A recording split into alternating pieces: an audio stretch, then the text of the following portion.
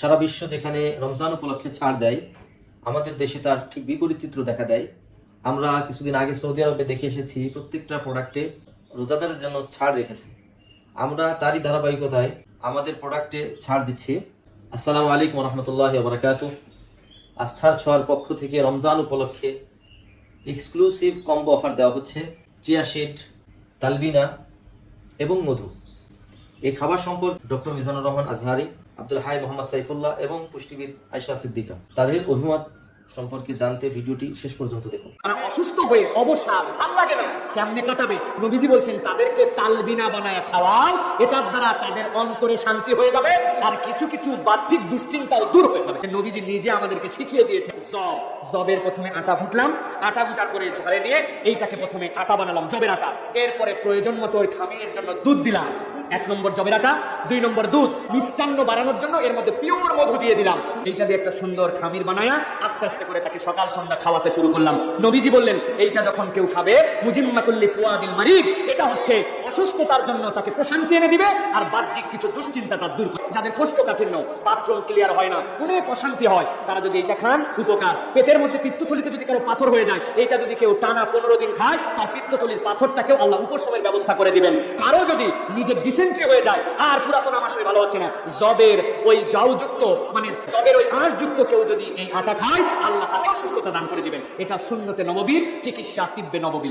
আপনি সিয়াসিডটা খাবেন। যারা রেগুলার শাকসবজি খেতে পারছেন না, অনেকের আইবিএস এর প্রবলেম থাকে, গ্যাসের প্রবলেম থাকে, এই ধরনের খাবার খেতে পারেন না, তারা কিন্তু সিয়াসিডস অনায়াসে নিতে পারেন। কারণ ফাইবার রিচ, আয়রন রিচ, ভালো মানের ক্যালসিয়াম আছে। সবচেয়ে ইম্পর্টেন্ট যেটা সিয়াসিডস ক্যারি করে তা হলো rich amount of antioxidant. So আপনার রোগ প্রতিরোধ ক্ষমতাটাকে অনেকাংশে বাড়িয়ে দেবে। আমি অনেককেই বলে থাকি যে সপ্তাহে অন্তত 3 দিন আপনার খাদ্য তালিকায় আপনি সিয়াসিডসটাকে রাখতে পারেন। কেউ এটিকে পানিতে দিয়ে খায়, কেউ টক দই দিয়ে খায়, যার যেভাবে পছন্দ সে কিন্তু সেভাবেই নিতে পারেন। অনেকে টাইমের ব্যাপারে জিজ্ঞেস করেছেন। সো টাইমের ক্ষেত্রে আমি অনেক সময় বলি যে আর্লি মর্নিং খেতে পারেন অথবা রাতে ঘুমানোর 1 ঘন্টা আগেও কিন্তু আপনি খেতে পারেন। সো এটি প্রচন্ড আপনাকে এনার্জেটিক করবে, আপনার রোগ প্রতিরোধ ক্ষমতাটাকে বৃদ্ধি করবে। যারা কার্ডিয়াক অ্যাটাকের ঝুঁকিতে থাকবেন তারা যেহেতু সিয়াসিডসটা রেগুলার খাচ্ছেন, সো ওমেগা 3 রিচ হচ্ছে, আপনার এইচডিএল কোলেস্টেরলটা বেড়ে যাবে, এলডিএল কোলেস্টেরলটা কমে যাবে। সো আপনার কার্ডিয়াক হেলথ অনেক ভালো থাকবে। সেজন্য আপনার খাদ্য তালিকায় আপনি চাইলে এভরিডে, এটা হলো অপশনাল একটা বিষয়। প্লাস আরেকটা জিনিস করে যারা ওজন বাড়াতে বা কমাতে চান, এই দুটো জিনিসই কিন্তু আপনার মেটাবলিক সিস্টেমের উপর ডিপেন্ড করে। অর্থাৎ মেটাবলিক সিস্টেমের লসের কারণে ওজন গেইন এবং ওজন বাড়ে। আপনি যখন মেটাবলিক সিস্টেমটাকে বুস্ট করতে পারবেন, তখন কিন্তু অটোমেটিক্যালি ওজন কমানো এবং বাড়ানো নিয়ে টেনশন করার কোনো কিছু হয় না। আপনার দৈনন্দিন খাদ্য তালিকার সাথে আপনি তখন এই সিয়াসিডসটাকে ইউজ করতে পারেন আপনার মেটাবলিজমটাকে বাড়ানোর জন্য। বিষ্ণু ইসলাম মধু খেতে বলেছে, মধু খাবেন। আল্লাহ রাসূল সাল্লাল্লাহু আলাইহি ওয়াসাল্লাম মধু খেতেন। মধুর মধ্যে ফ্রুক্টোজ আছে, যেটা স্বাস্থ্যের জন্য খুব ভালো। ফ্রুক্টোজ, মধুর মিষ্টি খুব একটা ক্ষতি করে না, যেহেতু এটাতে আছে ফ্রুক্টোজ।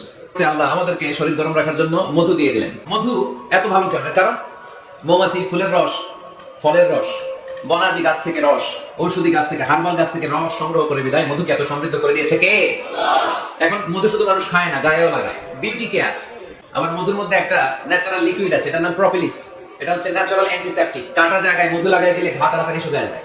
দ্বিতীয় বিশ্বযুদ্ধে তখন তো এত অ্যান্টিসেপটিক মলম আবিষ্কার হয়নি, তো তখন আহত যোদ্ধাদেরকে তাদের ঘা সারাবার জন্য তারা ওই ঘায়ের জায়গায় মধু লাগাই দিত। Natural antiseptic propolis. লাগাতে দেরি, ভালো হইতে দেরি।